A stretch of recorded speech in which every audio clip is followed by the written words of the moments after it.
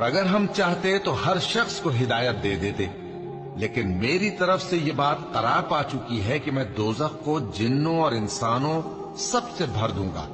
सो अब आग के मजे चखो, इसलिए कि तुमने इस दिन के आने को भुला रखा था। आज हमने भी तुम्हें भुला दिया है, और जो काम तुम करते थे उनकी सजा में हमेशा के अजाब के मजे चखते रहो।